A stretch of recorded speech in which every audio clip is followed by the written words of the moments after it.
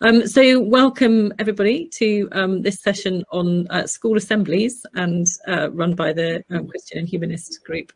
It's really great to be here.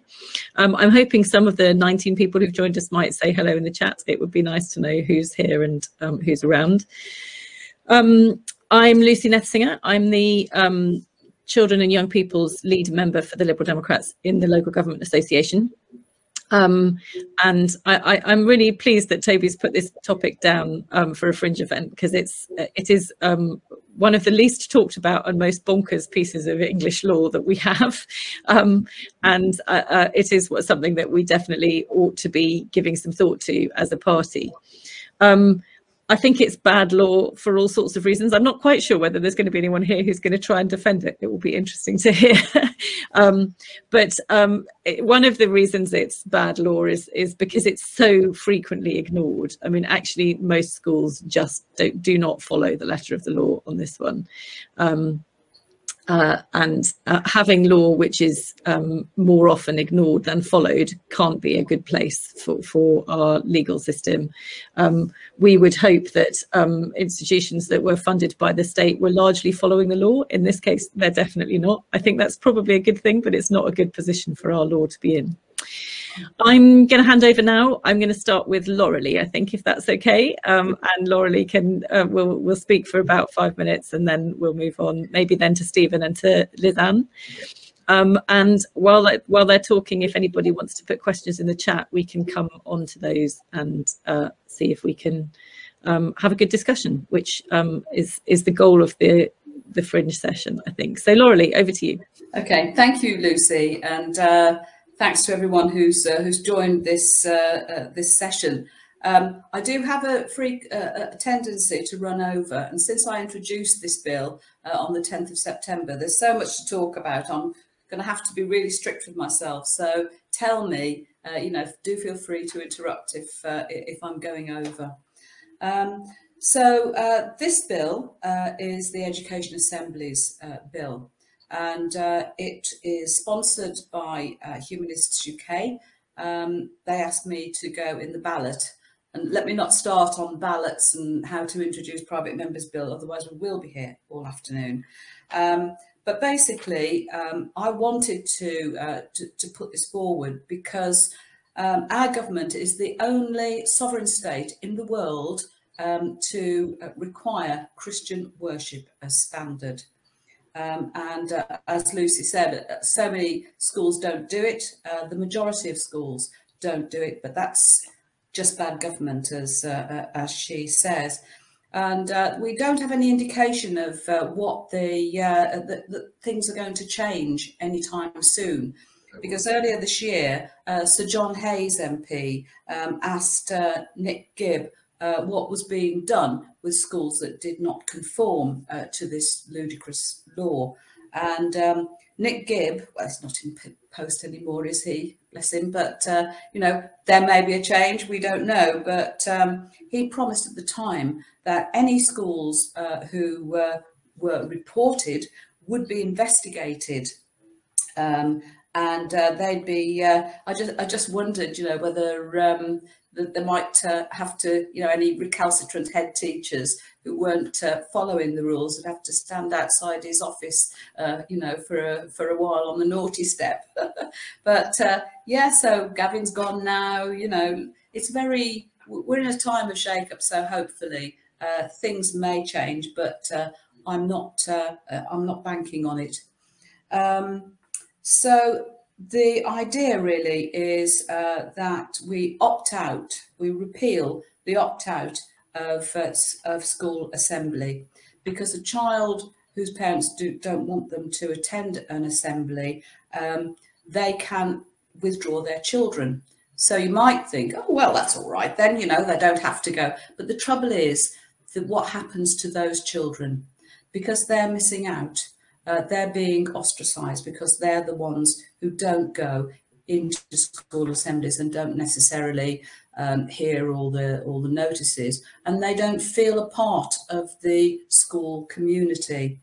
So anyway, Hugo asked a load of parents what they thought a school assembly should consist of, and they gave them 13 options. Number 1 was the environment to be discussed in school assemblies. 2 was equality and non-discrimination. 3 was physical and mental health. And collective worship came number 13, the final option. So I think that kind of says what's what. We had on the reading, the second reading of this bill, we had some really thoughtful and valuable contributions. There are only probably 2 or 3 out of 16 who disagreed with the bill. And there's one ex-bishop who attends as a crossbencher now, and he gave the most wonderful reasoning for why it was such a bad idea. Labour, I'm sorry to say, wobbled and hedged, and their spokesperson recommended a public consultation. And I thought, oh, that'd be good. You know, that might be quite a useful thing to do. I'm now not convinced, because all the people who really care passionately about this will mass and organise and shout down the people who don't really, you know, don't feel passionate about it, don't go to church, and didn't even know in the first place that their children were required to attend an assembly. So it's very difficult to know what's the best way to take this forward now. And I hope that in the discussion we'll be able to think about it and make sure that you know, we've got a plan as to what's the best step now. Thank you. Yeah. Thanks so much, Laurelie. Fantastic. Yeah. Can I just ask Laurelie a really quick question? Laurelie, when Labour decided not to support it, does that mean that that effectively stopped it from making progress, or would their support have? No, that was, it's a second reading. So Okay. You don't vote at second reading. That's where you lay out all the arguments. We now have to wait and see when and if we get our committee stage, which is when we take the bill apart, discuss all the issues, people can put amendments in, all that kind of shenanigans. So yeah, it's just annoying, you know, that they're not prepared to commit on anything at the moment. That I think they feel very vulnerable and don't necessarily want to piss off any audience that might conceivably sometime in the future be prepared to vote for them. Well, that's my own cynical analysis of it. Sounds fair. Thank you. Stephen. Well, good afternoon, everybody, particularly those who are present but I cannot see. You might think I'm here wearing the uniform I am. It's because it's a Sunday, folks. I've been working. Basically, I'm here to defend the current legislation. I am not. I have never believed in it right from the word go, even when I was a lowly, humble, well, actually, I wasn't that humble a curate, but when I was a curate, I found it completely nonsensical because it just had to look at the world around me, and it just reflects when it was put in place, which is the 1940s, effectively. Things have changed a bit, even in the Church of England since then. Throughout my career, I've had contact with schools, mostly non-church schools. I was chair of governors of a church school in my first incumbency, and that is something for which I bear the scars. But really, I've never bought into this idea that the only religion that matters is the one that I espouse. I'm a member of the Church of England. I've always believed that the Creator can be approached by many in different routes, even by humanists and secularists. They may not call God God, but I'm sure they have principles and authorities to which they aspire. And basically, everyone in an inclusive educational environment should feel equally welcomed, equally affirmed, and equally important. On retirement, I became the chair of something called the Accord Coalition for Inclusive Education. And that, I think, is the reason I'm here this afternoon. I take the last two words of that title very seriously indeed. Inclusive education, to me, well, the only kind of education that's worth having is one that includes absolutely everything it is possible to include. And in the sphere of faith and belief, that's never more important. There's nothing more important than that. And so I'm been very happy to hear about Laurel's bill. I wish it all the best, although I don't think it has much of a future with the current lot. They've got far too many other issues in the education department. This is going to come down just about 13th on the list of their priorities, I would think, to make any changes there. They basically go back to the 50s in their approach to this idea, and I'm not sure whether it's the 1950s or the 1850s, to be perfectly honest. Nick Gibb, now I'm delighted to say formerly of the education department, had this idea that everyone should be studying the same thing on the same day at the same time, rather on the French model. So that on the 24th of October at 10 to 3, you turned over page 24 of whatever book you were looking at, and everyone did that across the country. And I rather think that they tend to approach religious education in the same way. And of course, they're only really interested in the religion that most of them know, which is the Christian tradition. And we live in a multicultural society, and we're all the better for it. Right, I can feel I'm beginning to rant, so I shall stop there and let other people have a go. We like the ranting, Stephen. That's great. Right, I shall come to Lizanne. Thank you, Lizanne. So we are parents of two children who went to a state-funded school, so with no religious connotation, but the primary school did follow the collective worship law to the T, and they would bring in, it's somebody called Open Book, so it's from the local church, and they come in and they teach the Bible stories, but they teach them as fact, which is an issue for us. We, as first-time parents, didn't know anything about collective worship. When we were looking at schools, we checked that it was a non-religious school because we are not religious, and it is not a religious school. And it wasn't until about a year, I think our daughter was in year 1, when she started coming home and saying things that were just a little bit ridiculous, in our opinion. You know, that God made the world in 7 days, and there was a man called Noah who had a boat and he saved all the animals. So when we questioned the teacher about it and said, is this religious education? They said, no, it forms part of this collective worship. So then we did the research on it and couldn't understand why a state-funded school would be having this weekly assembly of 20 minutes solely for Christian worship. So we had the option to pull our children out. Once we'd done that, and parents talk in the playground, a couple of other families also removed their children from it. But the problem we found was that the children that were removed from it were left in their own classrooms, so they couldn't even mix with each other. They were left in their own year groups, in their own classrooms, by themselves, doing nothing for 20 minutes. So we had asked many times the school to provide something for the children, whether it be just being able to read or finish some of the work that they had started doing while the other children were at these assemblies. And to which point the school said, no, it would be discriminatory against the children who already go to the assemblies.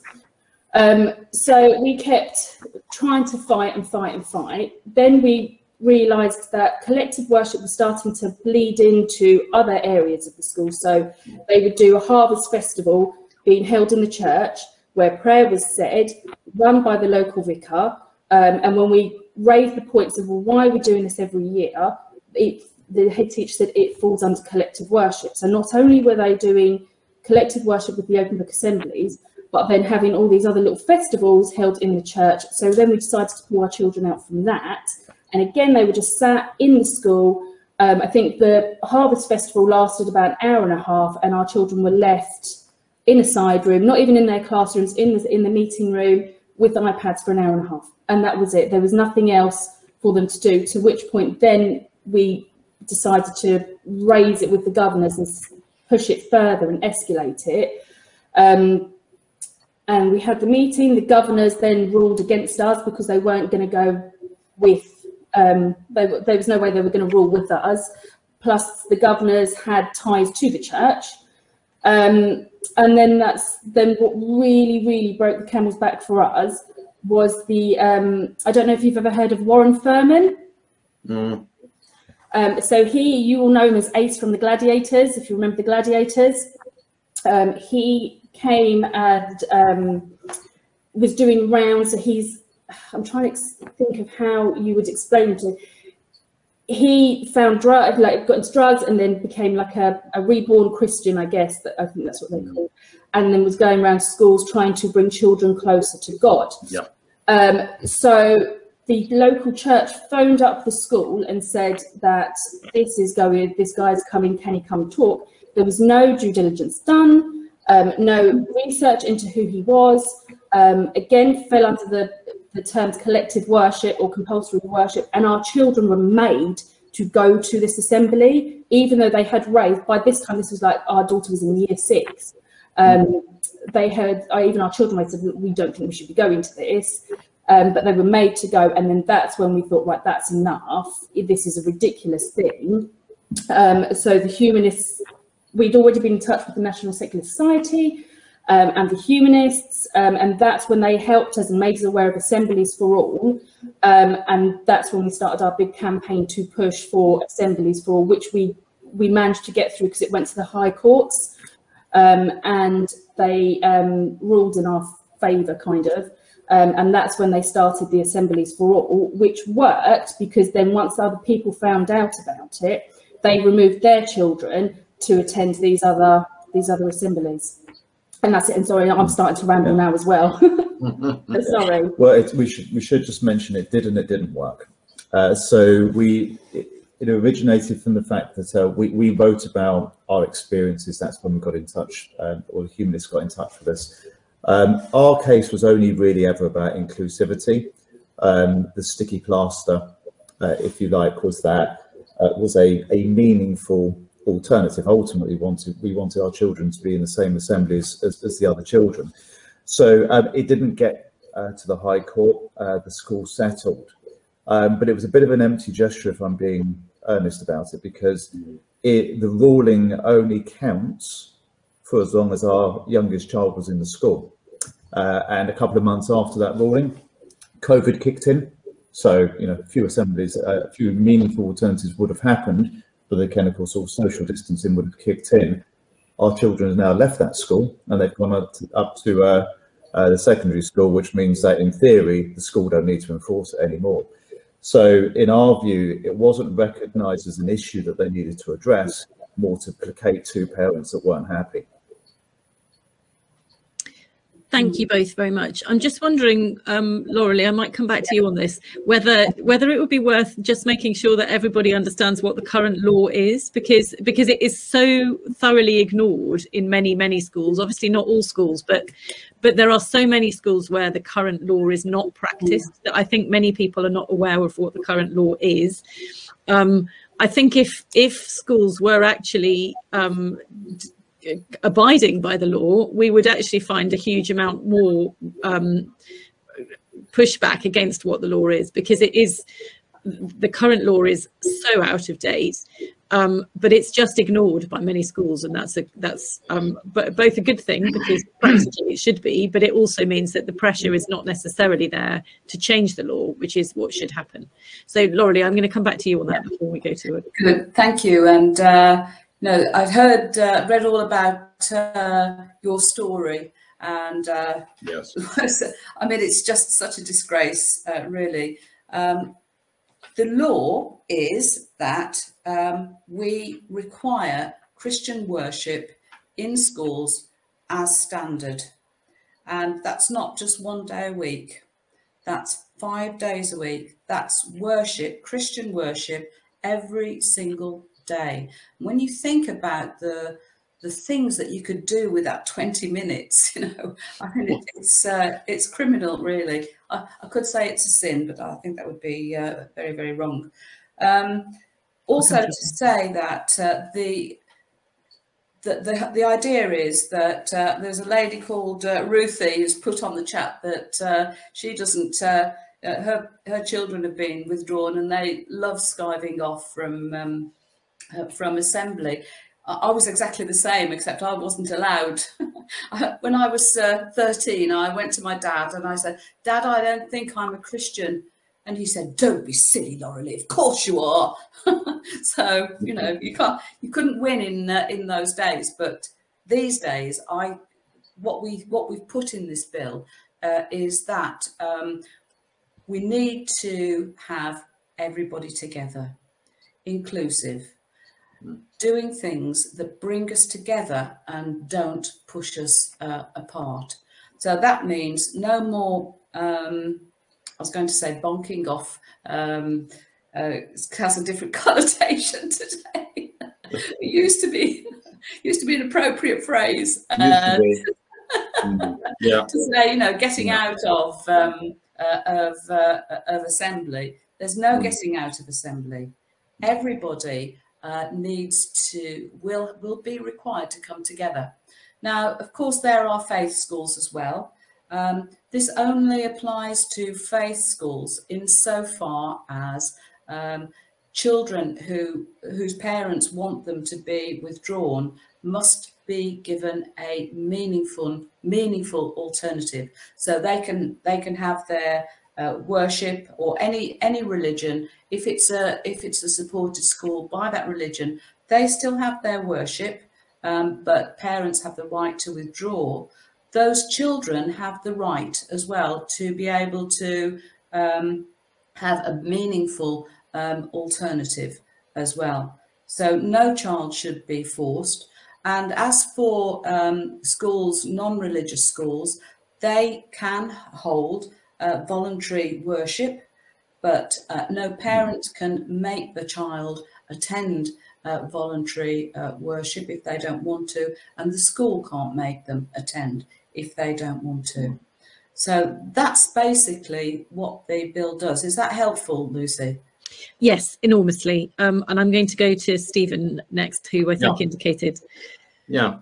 Well, yes, just to say that when I talked to various clergy about this current situation, they have taken refuge in the rather broadly phrased part of the legislation that states, yes, there should be a daily act of worship. It should be of a broadly Christian character. Well, of course, they say that means you can get other bits and pieces in from other traditions.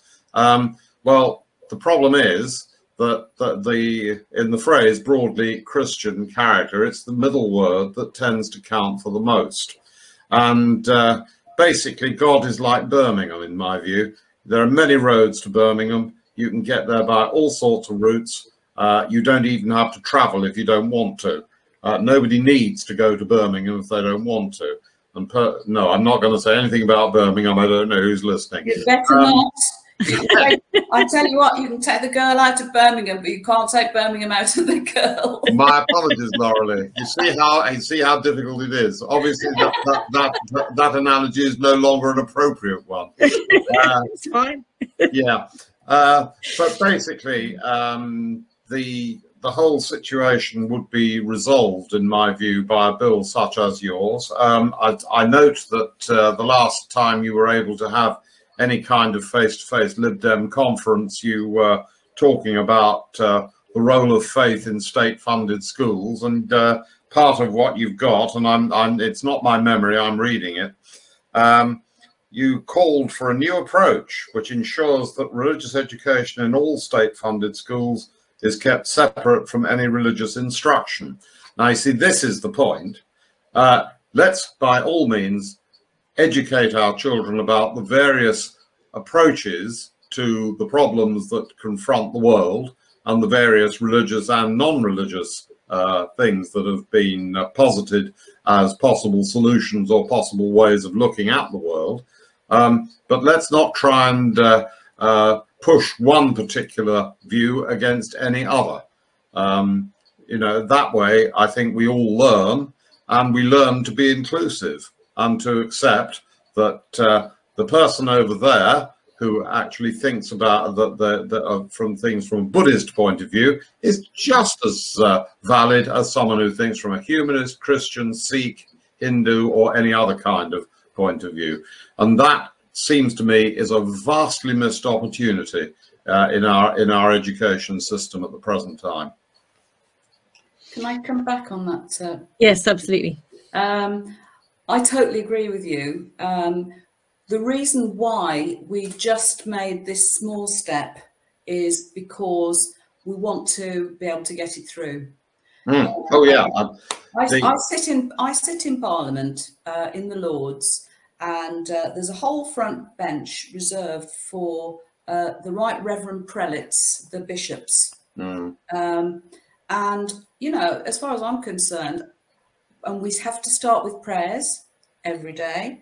And those prayers have to follow certain tracks. And if Joan Bakewell was here, she'd tell you the story about how she asked why are prayers so boring? And that's because it's all laid down in some statute from early 20th century sometime. So I would love for them not to come to my Parliament, and I will not go and proselytise in their church, you know. But that's the way it is.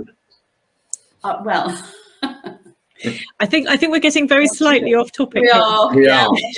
And I want to bring us back to what happens in schools and the current law, because I think it is really important to also think about what the implications are for having a law which the many schools routinely ignore. So I am not aware of many secondary schools who actually have an act of broadly Christian worship every day. I think the vast majority of secondary schools in our country do not abide by this piece of law. I just don't think it is what's happening in our schools. To have a piece of law that is routinely ignored by many state-funded institutions is sending a really bad message to our young people. The fact that many of them may not be aware of this piece of law doesn't necessarily mean that that's okay. It is not okay to have laws which are routinely ignored for very good reason in a multi-faith society. I mean, if you start asking secondary school pupils in many parts of the country to attend an act of broadly Christian worship every day, you're definitely going to get a response. And I can absolutely see why secondary schools are not doing that. But that is the law. That is what they are supposed to be doing. And it is absolutely extraordinary that we're still in a position where that is the standard, and yet the standard is routinely not followed. So I think it is something that we need to be raising up the agenda. We need to be discussing why this is happening, because it's mad. It's absolutely astonishing. We live in a multicultural society. We should not be expecting children and young people in our schools to be attending Christian worship every day, which is what the law says. Mr. Harris, I haven't got your name on the screen. Can you tell me what your name is? Mr. Harris is fine. I'm kidding. Lee. Ken, is that Lee? Lee. Thank you, Lee. That's okay. It's only a small point, but probably, well, a small sentence, but a big point.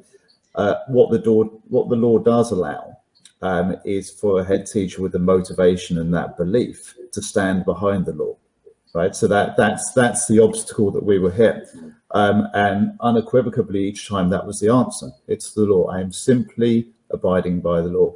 So what it allows someone with that motivation to do is to stand behind that without it being challenged. I can't say for certain because this isn't a fact. This is only what we've been told anecdotally. But we were told by the legal team involved in our case that the reason that the school decided to settle, and let's not forget that they had refused to move on any of the points for well over a year, was that there was extreme concern that our case may set a precedent, or for that matter, push other schools to be forced to do the same thing. And therefore, to settle with us was a relatively easy task. It was going to be for a matter of months that they would need to do it. Yeah. So they were able then to sidestep what was, as you've just described, a broader issue. And what we were told repeatedly, that our children were being raised and taught in preparation for life in a Christian country.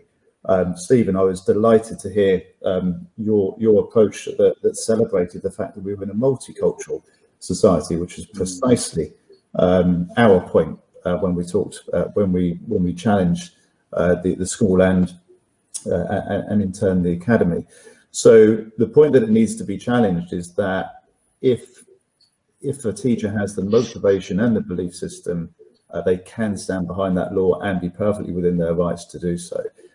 So it is archaic. My understanding is that Ofsted haven't measured it in over 15 years, the compliance element of it. So I think if we weren't in a very small Cotswold town, if we were in Birmingham, where it was more multicultural, truth is it wouldn't have been a conversation, right? I think it was because we have no belief, so that's very easy to dismiss. That we were easily swept aside. But I think if our children would have had another religious belief, came from a different culture, perhaps, that's a hell of a lot harder to ignore. Which is why, as you quite rightly say, Lucy, within secondary schools, it's not so much an issue, because there are, thankfully, a broad set of beliefs and a multicultural spread of children, which means that they can't do it. But in a small Cotswold school where it's comparatively easier because they have a broadly Christian character, or would be categorised that way, we were swept aside. Not for long though. I mean, it got the visibility that we didn't expect, but again was very easily swept aside. So I think our hope is that it at least sets the tone for other parents, that they can go and have this conversation be had. I think that's absolutely right. Can I just say, I think it's possible, Toby, that people who have questions or would like to contribute are able to join us. I think if they click on the ask to join, there's a yellow button at the top. So if anybody would like to do that, feel free. And Tony will tell, well, I'll see you popping in actually. And it doesn't need to be a question. There have been some useful, not necessarily questions, but useful contributions from Sue and Philippa in the chat, I think, that I'll come back to if they don't appear in a minute. But do feel free to come and join us and make your points, because there is an interesting conversation going on in the chat. It would be good if that was happening here as well. Laura Lee, did you want to respond to what Lee was just saying? No, just totally agree. And I see Ruthie's just popped onto the chat. I loved your comment about asking the school to prove that Darwin was wrong. I thought that was cracking. You're muted. You're muted, Ruthie.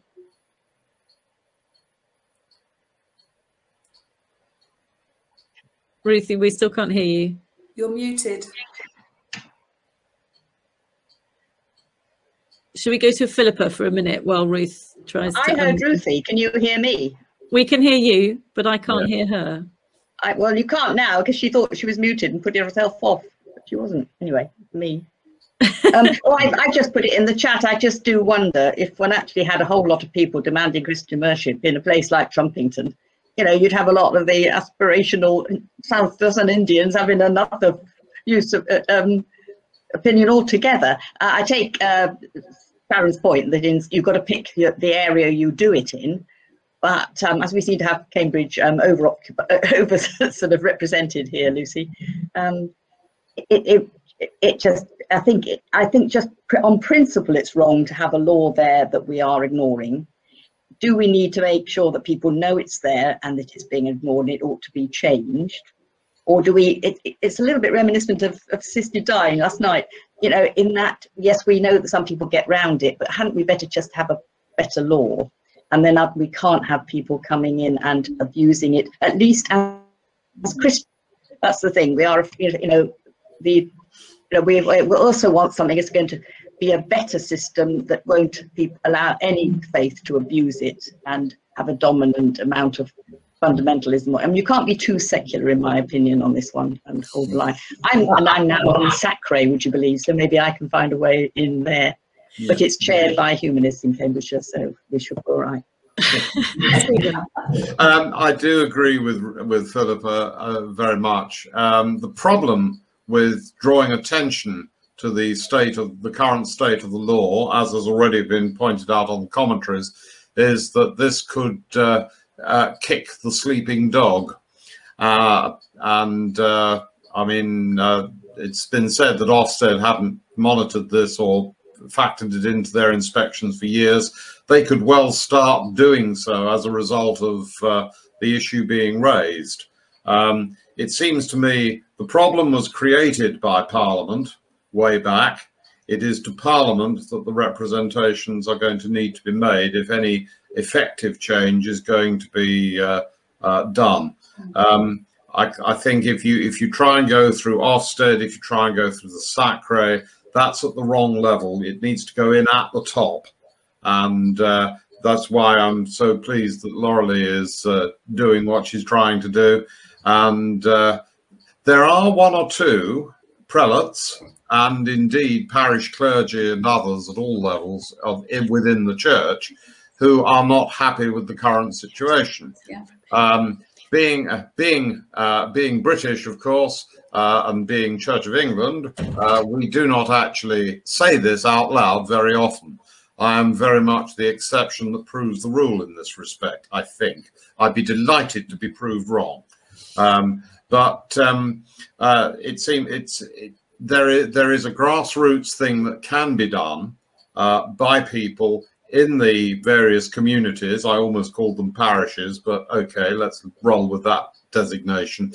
The people who can actually have quiet words with people who may be of faith or maybe not, and just put to them the complete logical nonsensicality of the current legal position.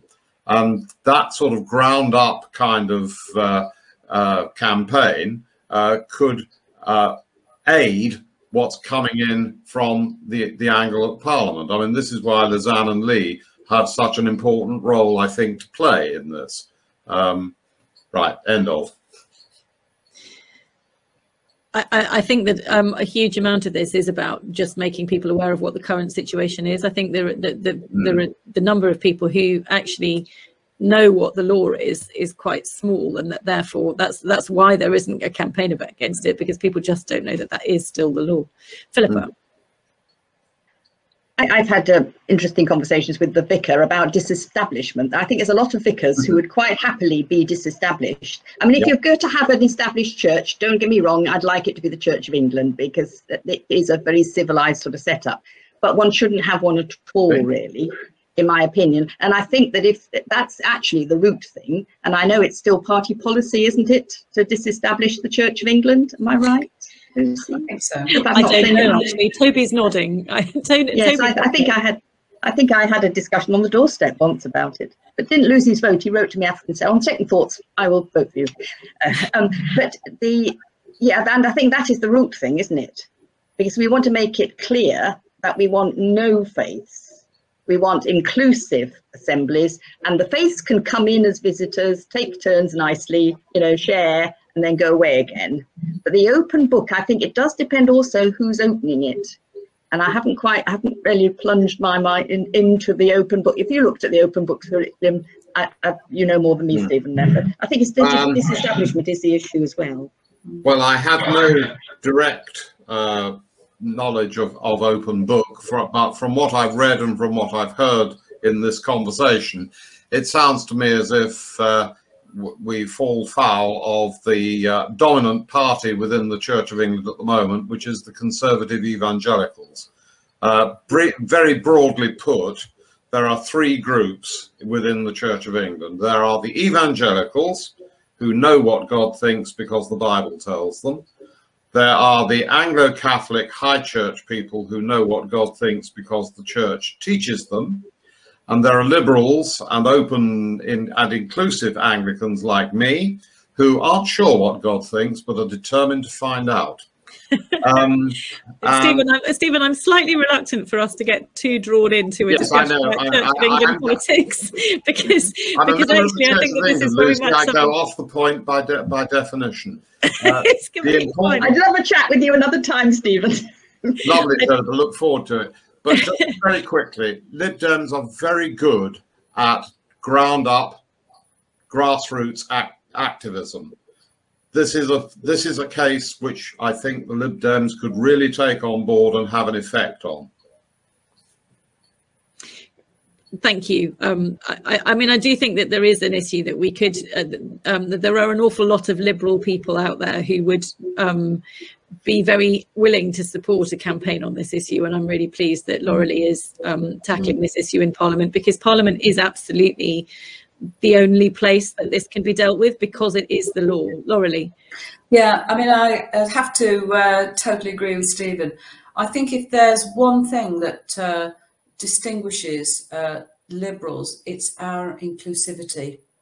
We have respect for the beliefs and thoughts of other people who don't necessarily agree with us, you know. But the more I think about this idea of having the consultation and the movements and all the rest of it, while we've got this Conservative government, I think, Stephen, you made the point about kicking the dog. You know, you're going to awaken the first two groups of the church who are very well organised. You know, they will mass together, and because other people who not particularly bothered or interested will not necessarily feel, you know, stirred up to fight on this one. You know, we might just end up putting it back in its box for another generation, and that would be absolutely tragic. Lee. Yes, so thanks, Laurelie. I mean, we're delighted you're doing the work that you're doing. And funny enough, our experience of a lot of, should we say, people involved in the Church of England actually aren't unlike Stephen. Outside of our immediate area, they're actually quite supportive, if anything. The one thing we'd say is neither me or Lizanne see ourselves as experts or even in the position to speak on this as a subject.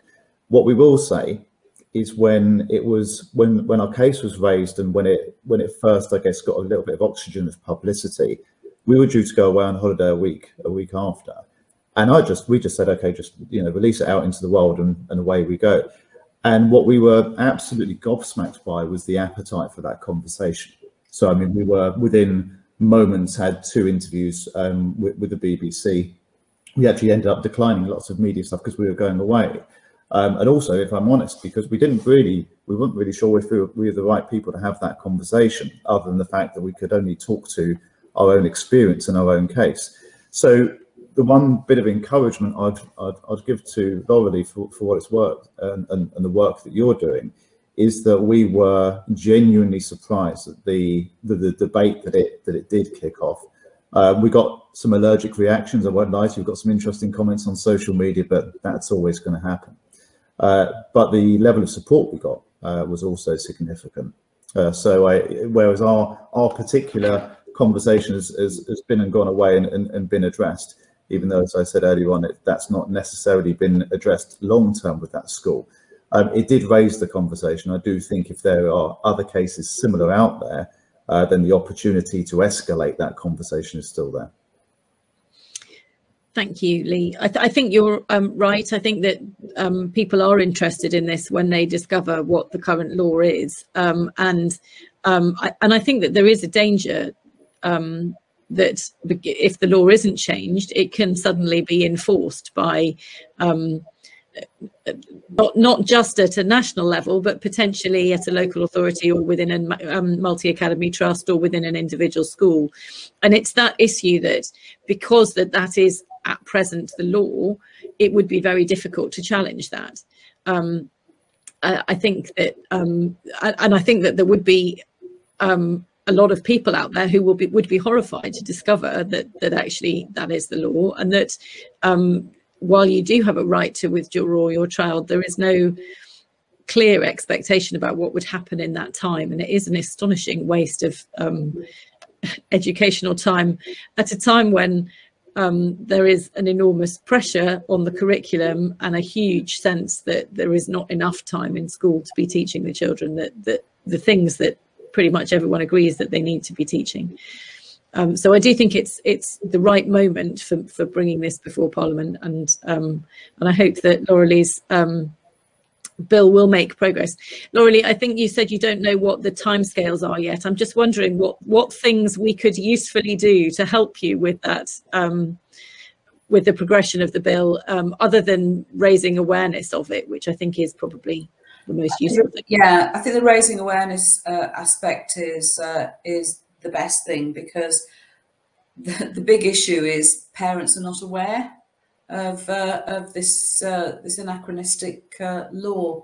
I mean, the trouble is, it's up to the government to schedule the business. We've got the assisted dying Molly Meacher bill, which we're actually going to vote on. These private members' bills are always on a Friday, by the way, which is great because nobody wants to be in Parliament on a Friday after you've done 4 days. But this is on Friday, the 22nd of October, and their lordships will be voting on that, and I'll be down for that vote as well. So, you know, that I think that one is far up the list. I came 9th in the ballot. And so I'm hopeful that we will get to a committee stage. But if we do, it will have to be short and sweet. And, you know, the more movement there is in terms of outside publicity for this bill, the more likely, hopefully, we're going to get it at the top of the list for committee stage. So it really is a matter of trying to get as many people to be aware that this is coming forward as possible, and trying to get as much awareness out there of the current situation, and that this is an opportunity to change it. I think it's always difficult to get private members' bills through, but actually the times when they do go through are when they get government support, because people have realised that this is something that should be happening. Stephen? Well, whether or not Laurelie's bill succeeds, I hope it does, but I think realistically it is unlikely to do so. There is a very long-breathed campaign here that could be mounted to get that necessary change made. Laurel has put the issue into Parliament by virtue of her bill, which, as I've seen her nod when I said it probably won't succeed. So, okay, we accept that that is the likelihood. We then need to go on from that to build something up from the grassroots. And I believe myself that this is an issue which transcends party politics. You will find plenty of Labour people who are unhappy with the current state of the law, assuming they know what it is. Even some Conservatives of a rather more reasonable cast of mind, and although they are hiding away from sight at the moment because for reasons we all understand, they do still exist. They will, I would think, be perfectly happy to be associated with a campaign such as this. And then I come back to the point I made earlier about the Lib Dems, which is that you are past masters at the, I know that's flattery, Lucy, but, you know, work with me here.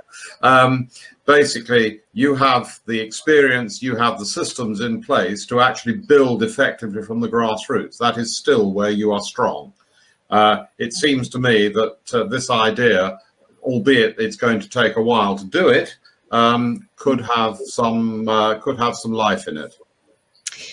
I think that's a good point, Stephen, and I think it is something that we as a party should probably be picking up. I'm wondering whether Toby might be able to, and the association might be able to help with some of that, because some of it is about preparing campaign materials and things for people. And I do think that actually Laurelie's bill being in Parliament provides a moment for us to pick that up as a campaign.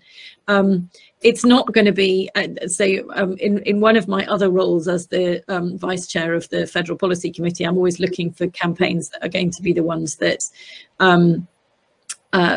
bring large numbers of people over to switch their vote to the Liberal Democrats.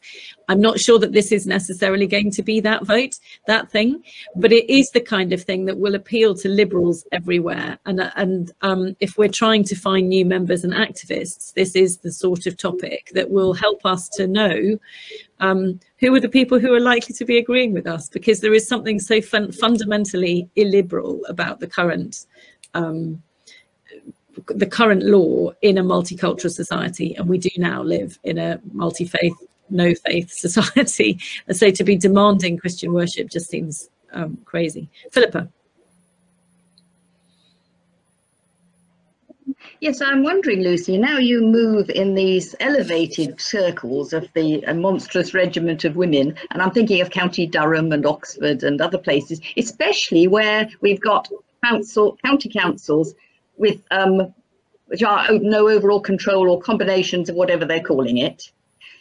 Are just conversations with the leaders of those councils a good place to start, so you can have a cross-party endeavour? And also, it is a county council responsibility. That's the tricky thing, isn't it? You're shaking your head. Well, I thought we have to set up this SACRE, right? And we have to look after the schools. So even if it's not, we haven't set the rules, we have to sort of enforce them, strictly speaking. No, is it not troubling? Not. Oh, you're not? Having right? sat okay, on put me right, put for me a right. while, no. I mean, so what the county council and the committees, the standing committees on religious education do is set the education curriculum. They have no control over collective worship. And Laurelie, I'm sure you'll tell me if I'm wrong about this, but I think the only place where this can be changed is in Parliament, because it is the law, and SACRE has no ability to change it. It is a law that is very, very rarely enforced anywhere, and you can completely understand why that would be the case, because if it were to start being enforced, the backlash against it, I'm sure, would be energetic. But it can only be changed at national level.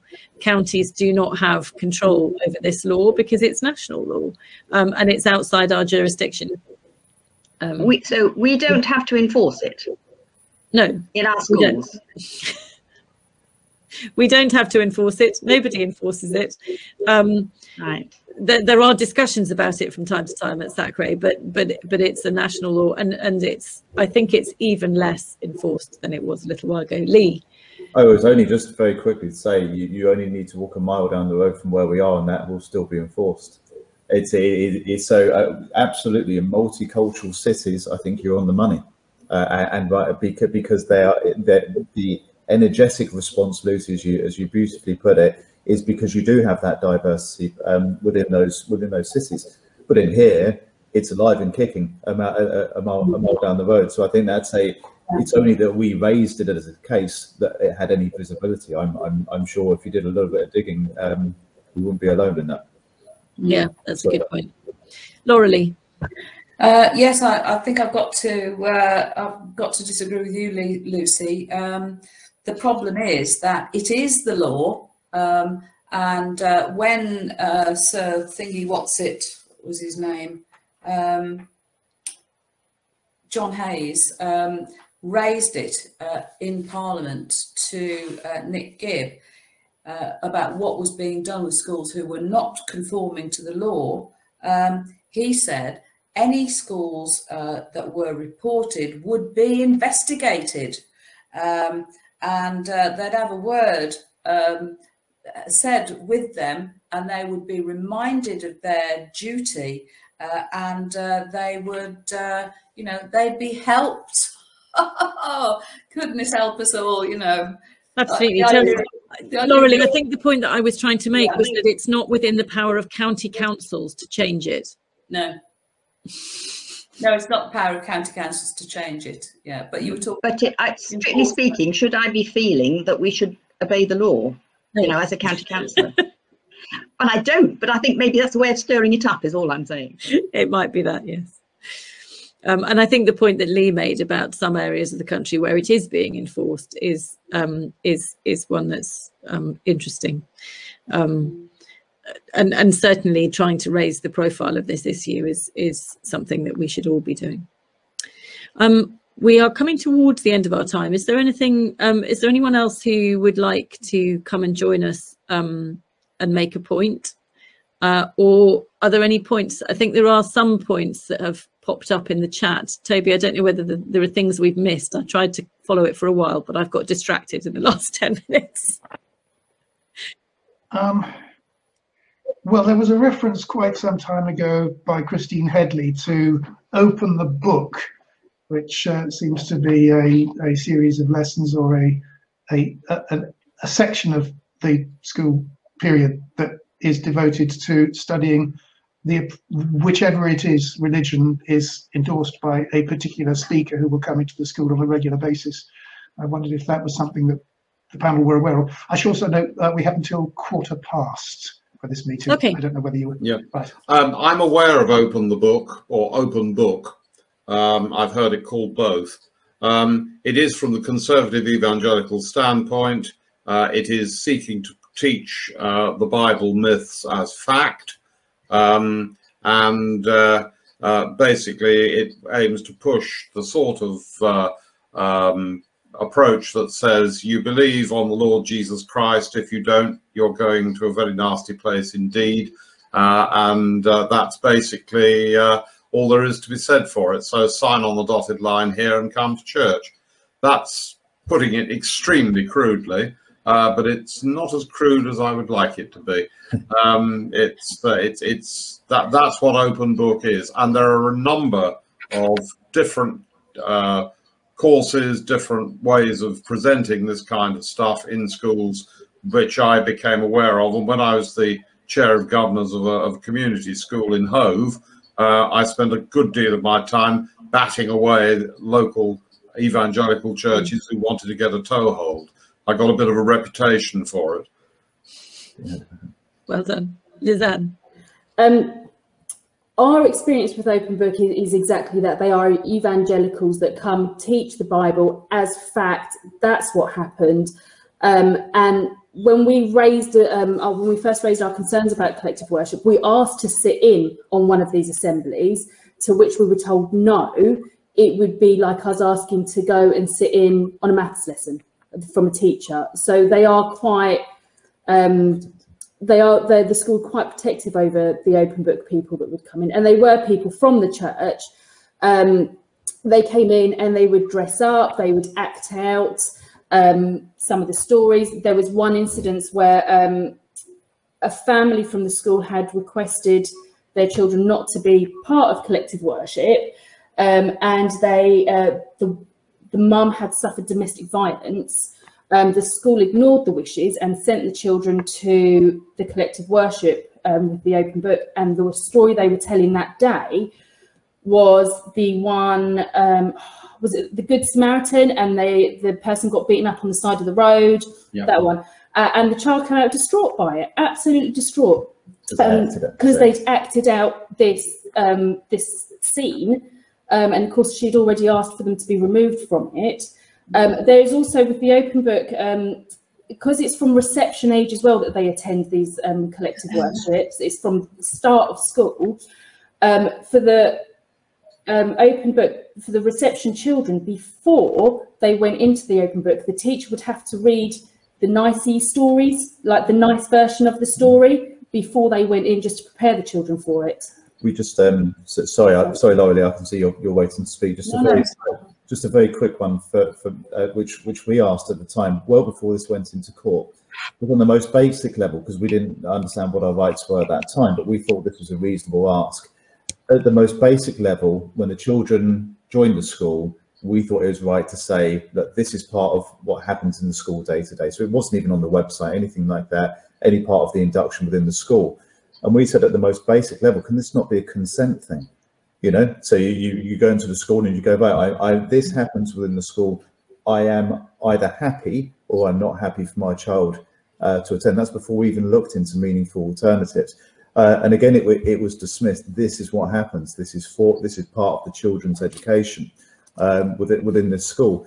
So it was, as Lizanne described, it was very, the relationship for a non-religious school between the church and the school was incredibly tight, and bypassed all of the traditional policies and everything else that they would ordinarily apply to any other visitor.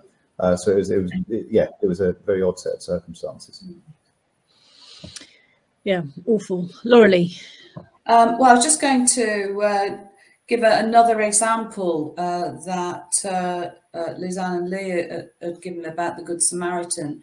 On the National Secular Society website, they have taken up this issue as well.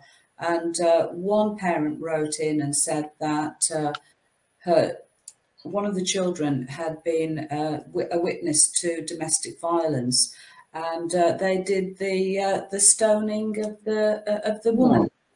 And honestly, yeah, I mean, who would do that?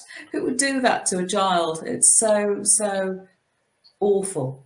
Anyway, that was just my story, and I thought it was worth kind of corroborating the kind of thing that that goes on. I think these stories are one of the reasons why I do think it is something that we need to be trying to raise the profile of nationally. I think it's just terrific. Stephen. Yeah. Lest we get too caught up on the awfulness of this, yes, when it happens, it's awful. But I have to say that I don't think it's particularly common where you get a county council or a sacre or whoever who are determined to take a very literal approach to the law as it stands. You end up in the sort of situation where Lee and Lizanne ended up. But I have to say, until I read of your predicament, I didn't know of another authority where this was standard practice.